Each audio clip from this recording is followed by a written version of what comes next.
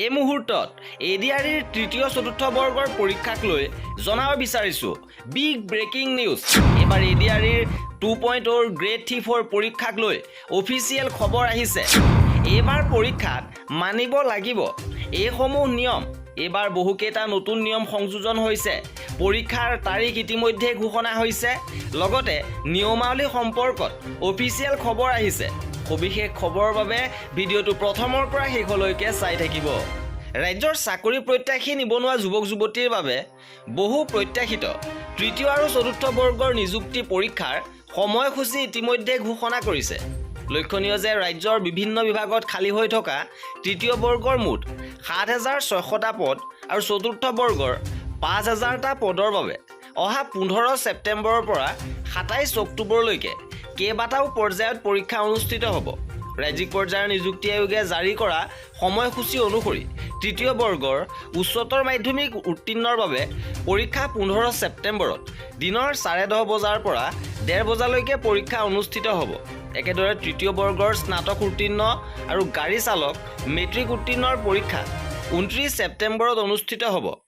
সেইদিনা পুৱা 9 বজাৰ পৰা দুপৰীয়া 12 বজালৈকে স্নাতক পৰ্যায়ৰ পদৰ পৰীক্ষা অনুষ্ঠিত হোৱাৰ লগতে দিনৰ 1:30 বজাৰ পৰা বিয়লি 4:30 বজালৈকে গাড়ী চালক পদৰ পৰীক্ষা অনুষ্ঠিত হ'ব।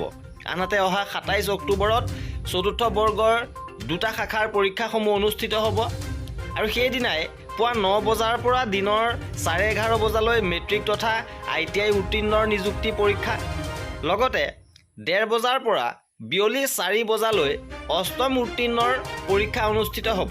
আৰু অহা 15 ছেপ্টেম্বৰত যি অনুষ্ঠিত হ'ব লগা উচ্চতৰ মাধ্যমিক উত্তীৰ্ণৰ পৰীক্ষাৰ বাবে 2 ছেপ্টেম্বৰৰ অৰ্থাৎ কাইলৈ দিনৰ 11 বজাৰ পৰা assam.gov.in আৰু site.sebaonline.org শীৰ্ষক ৱেবছাইট দুটাৰ পৰা প্ৰাৰ্থীসকলে ডাউনলোড কৰিব পাৰিব এডমিটসমূহ।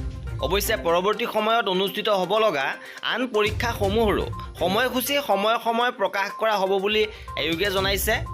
পৰীক্ষা দিবলৈ অহা প্ৰাৰ্থীসকলে এডমিটসহ ফটো সম্বলিত চিনাক্তপত্ৰ যেনে আধাৰ, পান কাৰ্ড অথবা চালকৰ অনুজ্ঞাপত্ৰ লৈ আহিব লাগিব।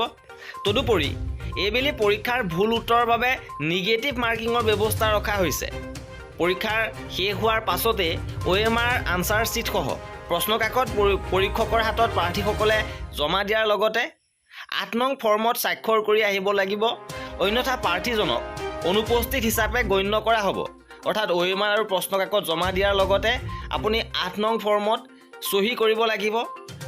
যদি কোনো প্ৰাৰ্থীয়ে আয়োগৰ নিয়মাৱলীসমূহ মানি নচলে তেন্তে কঠোৰ আইনী ব্যৱস্থা গ্ৰহণ কৰা হ'ব বুলিও আয়োগে জনাইছে। আৰু উল্লেখযোগ্য যে প্ৰতীক্ষিত এই নিযুক্তি পৰীক্ষাত তৃতীয় বৰ্গৰ বাবে প্ৰায় 18,50,000 পৰীক্ষাৰ্থী আবেদন কৰাৰ লগতে 13,70,000 গৰাকী প্ৰাৰ্থীয়ে চতুৰ্থ বৰ্গৰ পদৰ বাবে আবেদন জনাইছে। এয়া আছিল আজিৰ ভিডিঅ'টোত, আৰু এনেধৰণৰ খা খবৰৰ বাবে আমাৰ চেনেলটো ছাবস্ক্ৰাইব কৰি ৰাখিব। ভিডিঅ'টো শেষলৈকে চোৱাৰ বাবে বহুত ধন্যবাদ।